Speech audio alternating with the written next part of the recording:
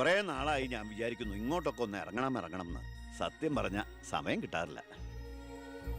അല്ല, ഇവളെങ്ങനെ നിർത്തിയാ മതിയോ? കെട്ടിച്ചുടണ്ടേ?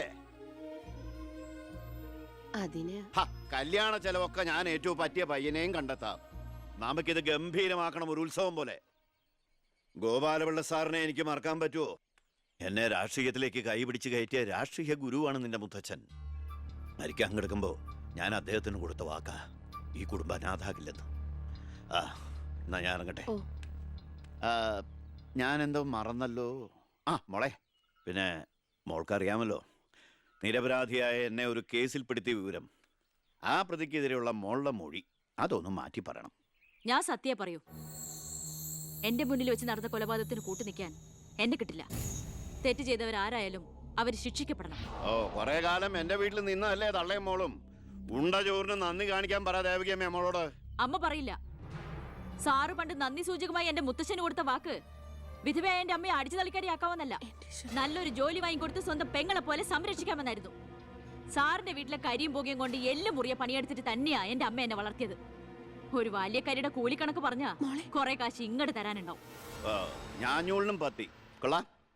നീയൊക്കെ മാനം മര്യാദയായിട്ട് ജീവിക്കുന്ന എനിക്കൊന്ന് കാണണം.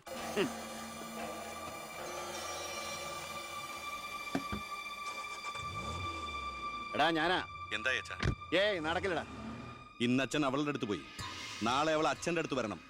അച്ഛൻ സമാധാനമായിട്ടിരിക്കെ, ബാക്കിയൊക്കെ ഞാൻ നോക്കിക്കോളാം.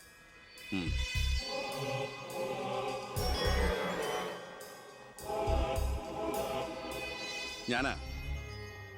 പേര് ശാരിക, കോട്ടപ്പുറം സ്കൂളിലെ ടീച്ചറാ.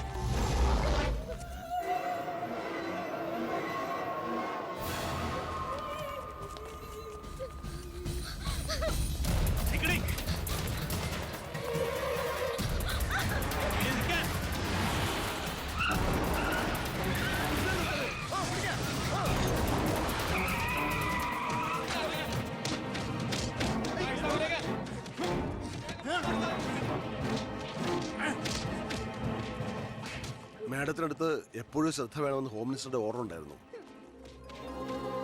വരട്ടെ, പിടിച്ചു കയറ്റില്ല.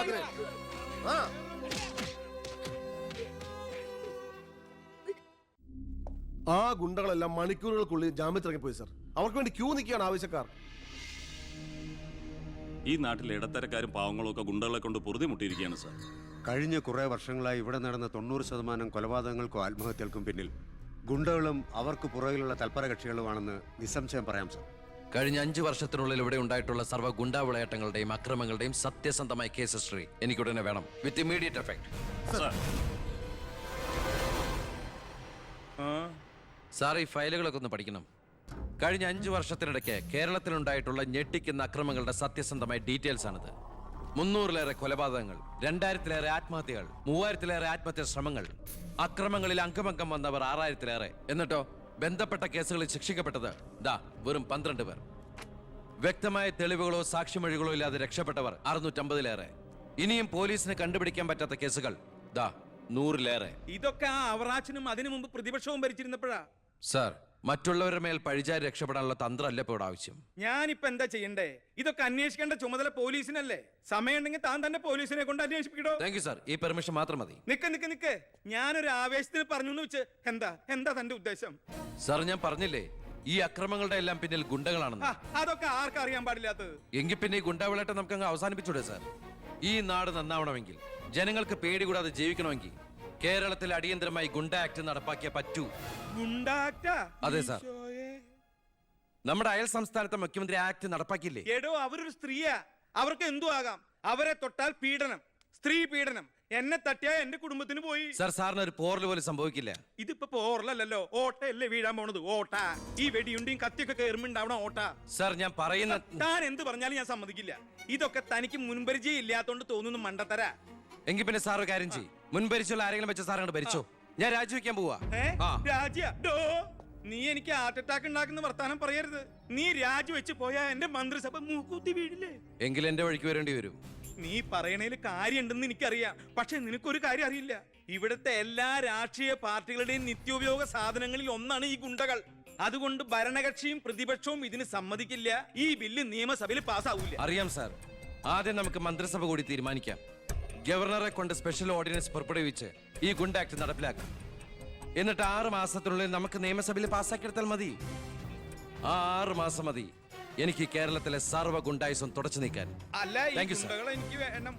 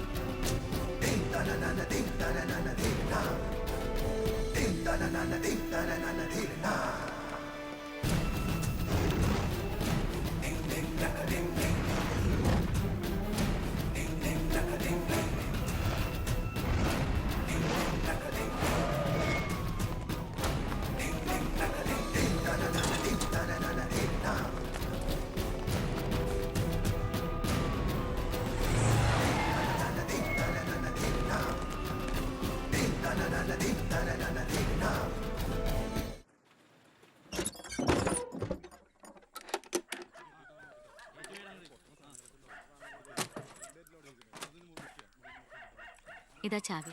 എന്നാ ഞങ്ങൾ ഇറങ്ങട്ടെ. ഓ ആയിക്കോട്ടെ.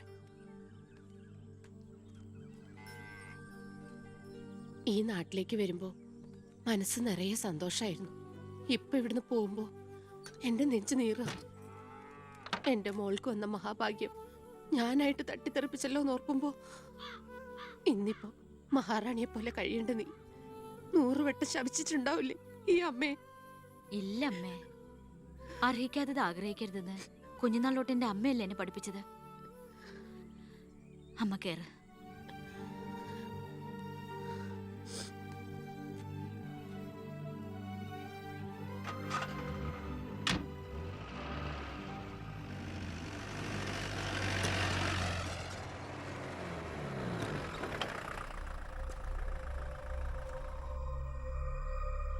നിർത്ത് വണ്ടി എടുക്കല്ലേ.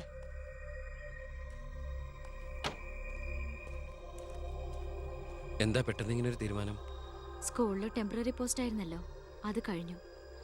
ഇനിയിപ്പോ ആരാ ഉള്ള ഇവിടെ? ഞങ്ങൾ പോവാൻ നാട്ടിലേക്ക്. ഞാൻ ആ പഴയ പോസ്റ്റ് പെർമനന്റ് ആക്കി തന്നാലോ? വേണ്ട, എനിക്ക് പേടിയാ ഇവിടെ ജീവിക്കാൻ. അവിടെ ചെന്ന് 10 കുട്ടികൾക്ക് ട്യൂഷൻ എടുത്തിട്ടാണെങ്കിലും ഞങ്ങൾ ജീവിച്ചോളാം. ഞാൻ അതല്ല ഉദ്ദേശിച്ചേ. അന്ന് ദേവികമ്മ ചോദിച്ച ചോദ്യങ്ങൾക്കൊന്നും എനിക്ക് മറുപടി പറയാൻ കഴിഞ്ഞില്ല. കാരണം പറയത്തക്ക പണിയൊന്നും ഉണ്ടായിരുന്നില്ലല്ലോ. ഇപ്പം എനിക്ക് ചെറിയൊരു ജോലിയുണ്ട്, ഇവിടുത്തെ ഹോം മിനിസ്റ്ററാ. സ്ഥിരം ജോലിയൊന്നല്ലെങ്കിലും 2 വർഷം തികച്ച MLA പെൻഷൻ കിട്ടും. പിന്നെ ഒരു ജോലി തനിക്കും കൂടി ഉണ്ടെങ്കിൽ ഒരു കുടുംബം സുഖമായിട്ട് കഴിഞ്ഞു പോക്കോളും. എന്തൊന്നും മിണ്ടാത്ത 2 പേരും. മന്ത്രിയായെന്ന് കരുതി എൻ്റെ ഇഷ്ടങ്ങൾക്ക് മാറ്റമൊന്നും സംഭവിച്ചിട്ടില്ല കേട്ടോ. അമ്മേ, ഒരിക്കൽ കൂടി ഞാൻ ചോദിക്കുക, എനിക്ക് കല്യാണം കഴിച്ച് തന്നൂടെ ഇവളെ?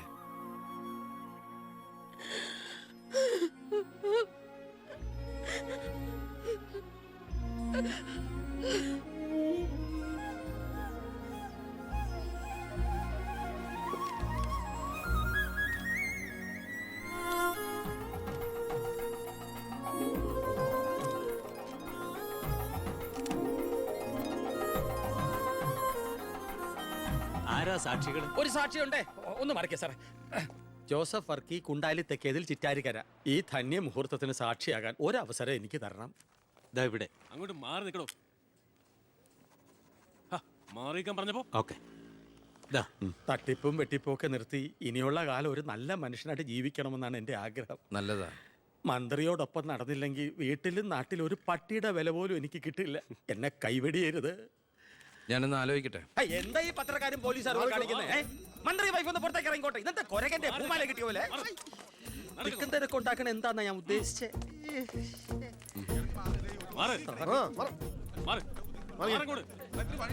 വഴി കൊടുക്ക്. ഈ പാവപ്പെട്ട പെൺകുട്ടിയെ വിവാഹം കഴിച്ചത് പഴയ ബാല്യക്കാരുടെ മകളോട് ബാല്യകാലത്തിൽ തോന്നിയ കടുത്ത പ്രേമം കൊണ്ട് തന്നെയാണോ? നാട്ടുകാർ മുഴുവൻ നോക്കി നിൽക്കെ ഒരു ഗുണ്ട പഴപ്പിച്ച ഈ പെണ്ണിന് ജീവിതം നൽകിയത് ജനസിമ്പതി നേടി പ്രശസ്തി പിടിച്ചു പറ്റാൻ വേണ്ടിയല്ലേ? വിട് സാറേ. ഹേയ്, പത്രക്കാരോട് ഇങ്ങനെയൊക്കെയാണോ? അതിനുള്ള മറുപടിയൊക്കെ ഞാൻ പറഞ്ഞോളാം. അനന്തുമാർ വാ. കളി എന്നോടോ? തന്നെ പോലുള്ള മഞ്ഞപ്പത്രക്കാർക്ക് എന്തു എഴുതി പിടിപ്പിക്കാം. സ്വന്തം കൂടപ്പിറപ്പുകളുടെ കിടപ്ര കഥകൾ വരെ. ആ സർക്കിൾ ഇൻസ്പെക്ടർ വിജയൻ സാറ് അവിടെ വെച്ച് അനന്തകുമാറിനിട്ട് 2 പൊട്ടിച്ചിരുന്നെങ്കിൽ നിങ്ങൾ പത്രക്കാരെ എഴുതി പിടിപ്പിക്കും ആഭ്യന്തരമന്ത്രി അധികാരം ദുർവിനിയോഗം ചെയ്തു എന്ന്. അതൊക്കെ ചീപ്പായി പോവില്ലേ? പക്ഷെ ഒരു ഭാര്യയെക്കുറിച്ച് പറയുമ്പോൾ ഭർത്താവ് കുറച്ച് ചീപ്പായാലും വലിയ കുഴപ്പമൊന്നുമില്ല അല്ലടാ അനന്തകുമാറെ. സാറൊന്നും കണ്ടിട്ടില്ല, അനന്തകുമാറൊന്നും കൊണ്ടിട്ടുമില്ല. താടി ഉള്ളതുകൊണ്ട് പാടറിയില്ല. കല്യാണം കഴിഞ്ഞ് വധുവരന്മാർ ഇങ്ങോട്ട് എഴുന്നള്ളുന്നുണ്ടെന്ന്. ഒരു കാര്യം ഞാൻ പറഞ്ഞേക്കാം, അവരെ ഈ പടി കയറ്റിയ ആ നിമിഷം ഞങ്ങൾ ഈ പടി ഇറങ്ങും. അതിലൊരു മാറ്റവും ഇല്ല. അമ്മേ, ദാ അവരെത്തി.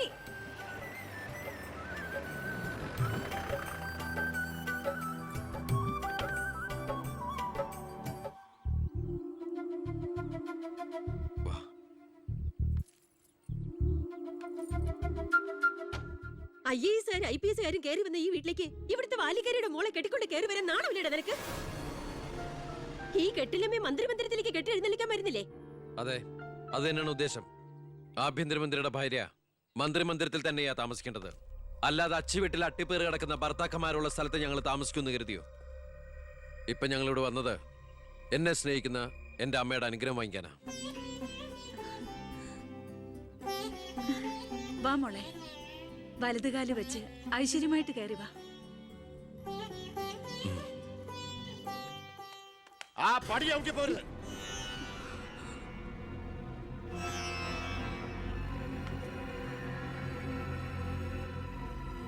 അച്ഛനെ എതിർത്ത് പറഞ്ഞും അച്ഛന്റെ നെഞ്ചത്ത് കുതിര കയറിയും അച്ഛനെ തോപ്പിച്ചും നീ ഒരു മന്ത്രി കസേര ഒപ്പിച്ചെടുത്തു. ആ പക മനസ്സിൽ കിടന്ന് നീറുമ്പോഴാ എനിക്ക് കണ്ണെടുത്താ കണ്ടുകൂടാത്ത ഒരുത്തിയുടെ കൈയും പിടിച്ച് നീ കുടുംബത്തിലേക്ക് കയറി വന്നിരിക്കുന്നത്. നീ മന്ത്രിയാണെ എനിക്ക് പുല്ലടാ. അച്ഛൻ ചവിട്ടി പുറത്താക്കി ഇന്ന് പത്രക്കാരെ കൊണ്ട് എഴുതിക്കാണ്ട് ഇറങ്ങി പോടാ. നിങ്ങൾ എന്തൊക്കെയായി പറയുന്നേ? നീ മിണ്ടി പോരുത്. അമ്മേ, ഇതൊക്കെ പ്രതീക്ഷിച്ചുകൊണ്ട് തന്നെയാ ഞാൻ എവിടെയും കൂട്ടി ഇങ്ങോട്ട് വന്നത്. അമ്മയുടെ നിറഞ്ഞ കണ്ണുകൾ കാണുമ്പോൾ എനിക്കറിയാം എൻ്റെ അമ്മ നിറഞ്ഞ മനസ്സോടെ ഞങ്ങളെ സ്വീകരിച്ചു എന്ന്.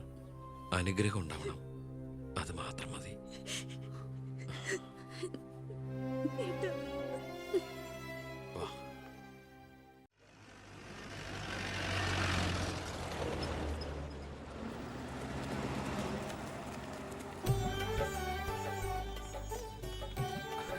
ഈ വീട്ടിലെ അച്ഛനും അമ്മയും PAയും എല്ലാം ഞാനാ. ഐശ്വര്യമായിട്ട് വലതുകാലം വെച്ചകത്ത് കയറിക്കേ. മാറി നിൽക്കണോ? എൻ്റെ ഈശോയെ നന്മ വരുത്തണമേ.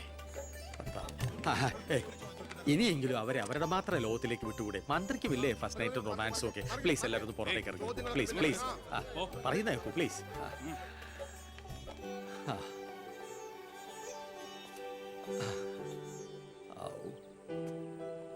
ജോസഫേട്ടാ, മന്ത്രി എങ്ങോട്ടാ ഹണിമൂണിന് പോകുന്നത്?